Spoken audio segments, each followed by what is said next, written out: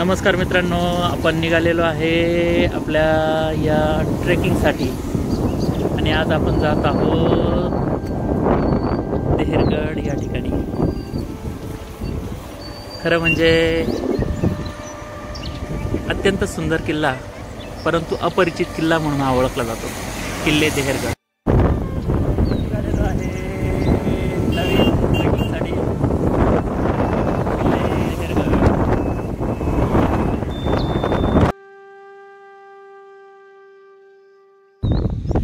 जय शिवराय मित्रांनो, शुभ सकाळ। मी आहे प्रदीप बेखळे। आपल्या वसुंधरा या नवीन यूट्यूब चॅनलमध्ये आपलं स्वागत आहे। आपण पुन्हा एकदा निघालेलो आहे नवीन ट्रेकिंग करण्यासाठी। ही जी ट्रेकिंग आहे आजची ती आहे किल्ले देहरगड। हा जर किल्ले देहरगडावरती आज आपण जाणार आहोत आणि या किल्ल्याची ट्रेकिंग आपल्याला करायची आहे। धुक्यामुळे कदाचित दिसत नसेल। या ठिकाणी जाण्यासाठी आपल्याला या अशा पाऊल वाटेने जावं लागतं। सुरुवातीला आपण जर बघितलं तर साधारण ही जी पाऊल वाटे आपण बघू शकता।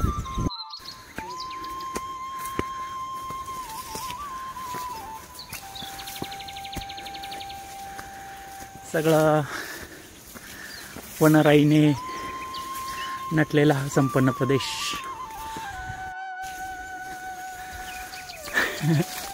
भारी है।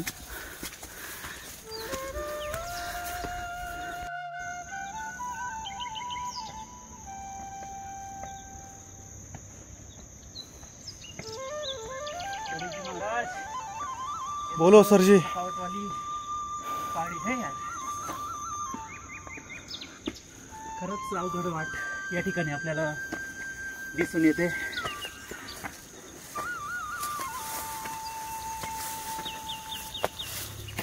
आपण बघू शकता सगळ्या ज्या पायऱ्या आहेत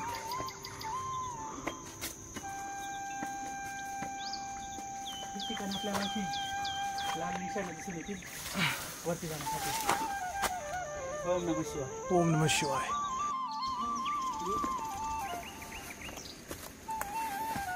हर हर महादेव, हर हर महादेव, हर हर महादेव। ओम नमः शिवाय। नमो पार्वते पते हर हर महादेव।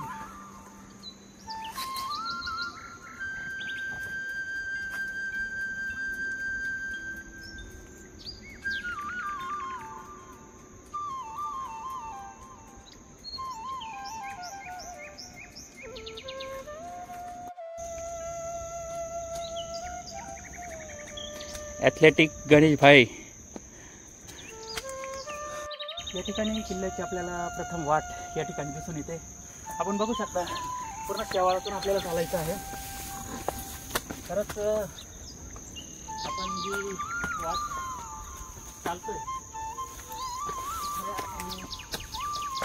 हे गडाचं मुख्य प्रवेशद्वार या ठिकाणाहून गडावरती प्रवेश होत होता। पाण्याला जाण्यासाठी या ठिकाणी वही वाट करून देण्यात आलेली आहे। आपण बघू शकता हा एंट्रन्स सुंदर पद्धतीने बनवण्यात आलेला आहे।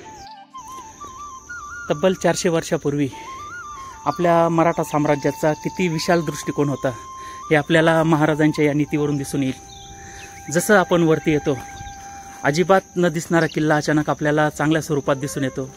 या ठिकाणी पाण्याचं टाकही आपल्याला सुंदर पद्धतीने दिसून येईल आणि त्याच ठिकाणाहून येणारी जी वहिवाट आहे तीही आपल्याला दिसून येईल। आजच्या माणसांकडे इतकं अत्याधुनिक तंत्रज्ञान असतानाही 400-500 वर्षापूर्वीची माणसं किती प्रगत होती हे आपल्याला दिसून येईल। कोरून काढून पूर्ण डोंगर आणि या ठिकाणी हे तळ बनवण्यात आलेलं आहे। रात्रीच्या वेळीही गडाचा पहारा करण्यासाठी अशा पद्धतीने टेंभे ठेवून गडाचं रक्षण करण्याची ही सुसज्ज सोय करण्यात आलेली आपल्याला दिसून येते। गडाच्या मध्यभागी आपण जाण्यासाठी बघू शकतो हा रस्ता अत्यंत झुडपातून या ठिकाणी आपल्याला जावं लागतंय। अशा प्रकारे आपण हा किल्ला चढून आलेलो आहे. या ठिकाणी शिवमंदिर, कुंड आणि गडमाता सुद्धा आपल्याला दिसून येईल. या ठिकाणी अत्यंत गर्द हिरवाईतून आपल्याला भोलेनाथांच्या मंदिराकडे जायचं आहे. खरं म्हणजे उतरणं सुद्धा खूप कठीण आहे. या ठिकाणी आपल्याला लाल झेंडा दिसून येतोय. हर हर महादेव, हर हर महादेव, हर हर महादेव. ओम नमः शिवाय. नमो पार्वते पते. हर हर महादेव. बघू शकता या ठिकाणी खरं म्हणजे महाराजांचं अधिष्ठान भोलेनाथांच्या चरणी का लीन होतं. या ठिकाणी आपल्याला आल्यानंतर दिसेल ही प्राचीन शंकराची पिंड. या ठिकाणी पहिल्यापासूनच आपल्या सगळ्या मावळ्यांचं एक अधिष्ठान होतं. वरती आल्यानंतरही आपल्याला पाण्याचे हे टाके दिसून येतील.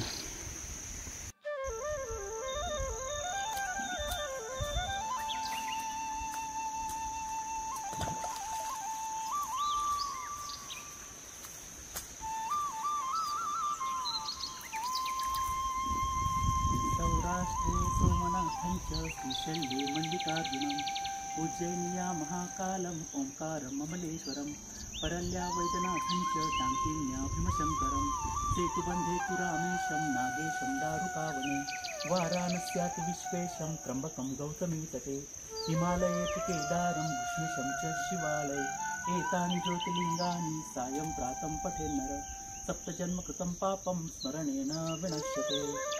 ओम नमः शिवाय. ओम नमः शिवाय. ओम नमः शिवाय. नमो पार्वते पते.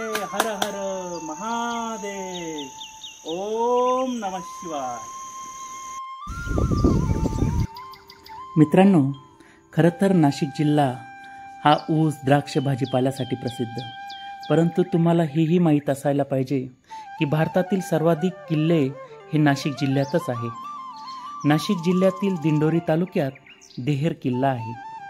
रामशेज या प्रसिद्ध किल्ल्याच्या उत्तर पश्चिमेस असणाऱ्या देहेरगडाचा उपयोग मुख्यतः टेहळणीसाठी करण्यात आला असावा. गडावरील पाण्याचे टाके व दगडात खोदलेल्या पायऱ्यांचा मार्ग किल्ल्याचे प्राचीनत्व सिद्ध करतात.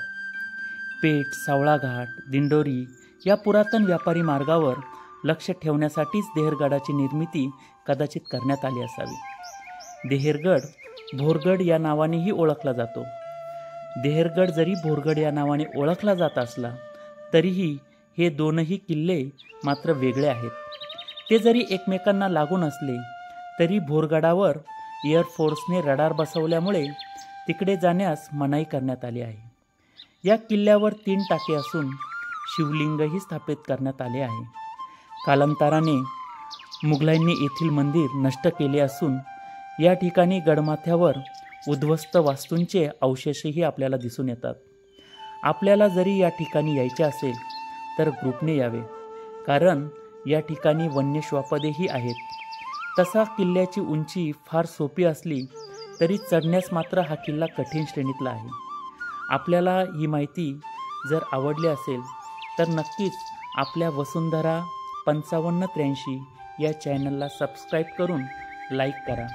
खरं तर या ठिकाणी रडारच्या ठिकाणी जाण्यासाठी एअरफोर्सने सुसज्ज रस्ते तयार केलेले असून आपल्याला या ठिकाणी समोर जर बघितलं तर विस्तीर्ण पठार, आजूबाजूला दिसणारा वाघाडचा परिसर, समोर दिसणारा पेठ तालुका आणि बाजूलाच दिसणारे आळंदी धरणही या ठिकाणी आपले लक्ष वेधून घेते.